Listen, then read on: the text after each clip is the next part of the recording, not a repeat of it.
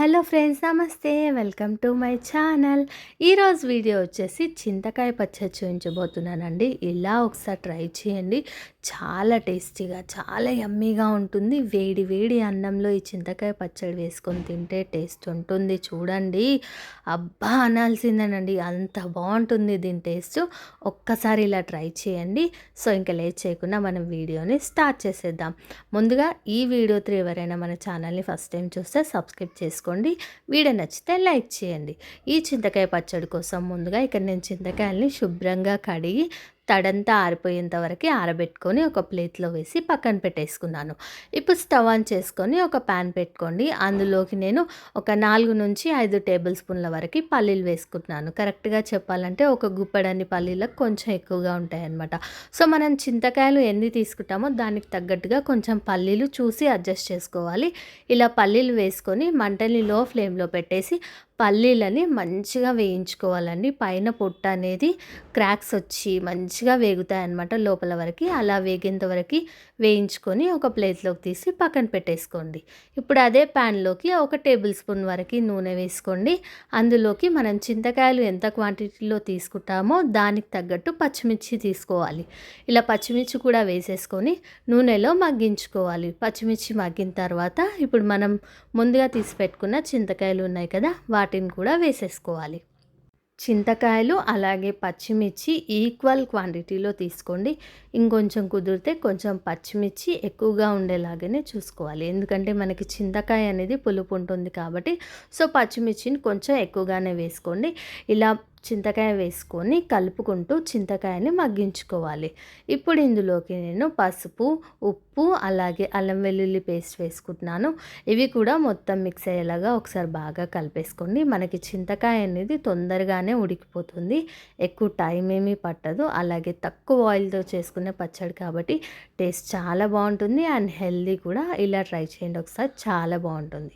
ఇలా వేసి కలుపుకున్నాక కొద్దిగా వాటర్ వేసుకొని ఒకసారి బాగా కలిపేసేయండి. ఇలా కలుపుకున్నాక కొద్దిగా జీలకర్ర కూడా వేసుకొని మొత్తం మిక్స్ అయ్యేలాగా ఒకసారి బాగా కలుపుకోవాలి. మనం జీలకర్ర లాస్ట్లో వేయడం వల్ల జీలకర్ర ఫ్లేవర్ అనేది బాగా తెలుస్తుంది, తినేటప్పుడు చాలా బాగుంటుందన్నమాట. ఇలా జీలకర్ర కూడా వేసుకొని కలుపుకున్నాక ఫైనల్గా కొంచెం కొత్తిమీర వేసుకోండి. ఇది వేయడం వల్ల ఈ చింతకాయ పచ్చడి టేస్ట్ అనేది చాలా బాగుంటుందన్నమాట. సో అస్సలు స్కిప్ చేయకండి. ఇలా కొత్తిమీర కూడా వేసుకొని కలిపేసుకొని స్టవ్ ఆఫ్ చేసేసుకోండి. ఇది కొంచెం చల్లారిన తర్వాత దీన్ని మనం గ్రైండ్ చేసేసుకోవాలి. ఇంకా నేనైతే స్టవ్ ఆఫ్ చేశాను అనమాట. సో ఇది చల్లారడానికి టైం పడుతుంది. ఈలోపు మనం ఒక మిక్సీ జార్ తీసుకోవాలి. ఇందులోకి మనం ముందుగా వేయించి పెట్టుకున్న పల్లీలు వేసుకోండి. ఈ పల్లీలని ఫైన్ పౌడర్ లాగా గ్రైండ్ చేసుకోవాలి. ఇలా గ్రైండ్ చేసుకున్నాక మనకి చింతపండు మిశ్రమం చల్లారి ఉంటే దాన్ని కూడా వేసేసుకోవాలి. ఉప్పు అనేది ఇక్కడ చెక్ చేసుకోండి. మనం మిక్సీ పట్టేటప్పుడు ఒకసారి చెక్ చేసుకొని ఉప్పు అనేది అడ్జస్ట్ చేసుకోండి, కరెక్ట్గా సరిపోతుంది అనమాట. సో మొత్తం మిక్సీ పట్టిన తర్వాత ఉప్పుకు చెక్ చేసుకుంటే సరిపోలేదంటే కలపడం కొంచెం కష్టమవుతుంది కదా. సో మిక్సీ పట్టేటప్పుడు మనం ఉప్పు ఒకసారి చెక్ చేసుకుంటే సరిపోతుంది అనమాట. సో ఇక చూడండి, నేను ఇలా గ్రైండ్ చేసేసుకున్నానండి చింతకాయ పచ్చడిని. దీనికి మనం తాలింపు పెట్టేసుకుందాం. దీన్ని ఒక బౌల్లోకి ట్రాన్స్ఫర్ చేసేసుకోండి. ఇప్పుడు తాలింపు కోసం స్టవ్ ఆన్ చేసుకొని తాలింపు గట్ట పెట్టుకోవాలి. కొద్దిగా నూనె వేసుకోవాలి. నూనె వేడెక్కాక ఆవాలు, జీలకర్ర, ఎండుమిర్చి కూడా వేసుకొని ఇవి వేగిన తర్వాత లాస్ట్గా కొద్దిగా కరివేపాకు వేసేసుకుంటే మనకి పోపు అనేది రెడీ అయిపోయిందండి.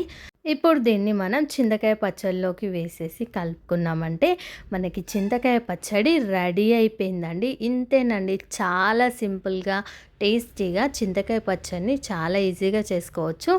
ఐ హోప్ ఈ వీడియో మీకు నచ్చిందనే అనుకుంటున్నాను. ఈ వీడియో నచ్చితే తప్పకుండా లైక్ చేయండి. ఈ రెసిపీని మీరు కూడా ట్రై చేసి చూడండి. మీరు ట్రై చేశాక మీకు ఎలా వచ్చిందో నాకు కామెంట్ సెక్షన్లో షేర్ చేసుకోండి. అలాగే మీ ఫ్రెండ్స్ అండ్ ఫ్యామిలీ మెంబర్స్ కూడా షేర్ చేయండి.